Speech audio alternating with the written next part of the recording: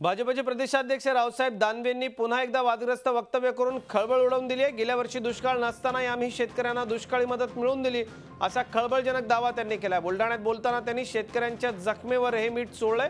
दरम्यान काँग्रेसच्या पक्षाध्यक्ष सोनिया गांधी यांच्याबद्दल बोलतानाही दानवेंची जीभ घसरली आहे। सोनियांना खाली न बघता भाषण करता येत नाही अशी टीका त्यांनी केली। यावेळी बोलताना दानवेंच्या तोंडून अत्यंत असंसदीय असे शब्द बाहेर पडले आणि त्यांनी खालच्या पातळीवर शिवराळ भाषेत सोनिया गांधी यांच्यावरती टीका केली। अध्यक्ष तालुका खरेदी विक्री संघ अशोकरावजी पाटील डुकरे माजी नायब तहसीलदार तथा माजी जिल्हा।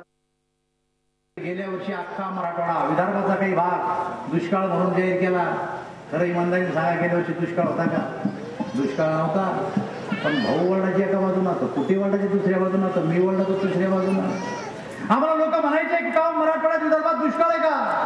आम्ही सांगत हो दुष्काळ असा पडला, लोकांचं स्थलांतर होऊ राहिलं, जनावर कत्तलखान्याला चालले, माणसं प्यायला पाणी नाही।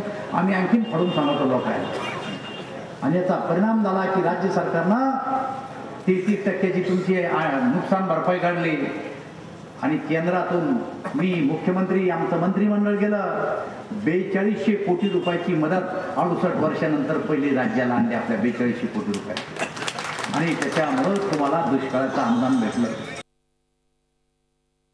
प्रचार सभेला विधानसभेच्या सोनिया गांधीची सभा होती। मी सभेमध्ये असं जाऊन बसलो कारण आपलं पूर्ण तिथं सोनिया गांधी आल्या, लगभग आल्या, पूर्ण हे छेत नव्हतं, लिहून भाषण आणलं, वाचायला लागले, शितुडे आले। त्या शितुड्यांना शाही गेली पुसून तसा रासा मिळू लागलेला अरे काही नेते तुमची बी कमाल आहे यार। घरातली गुजरी पुस्तकात तो होत नाही, ते खाली हेच चालवायला निघाले, कसं याच्यात मला सांगा। झी 24 तास रहा एक पाऊल पुढे।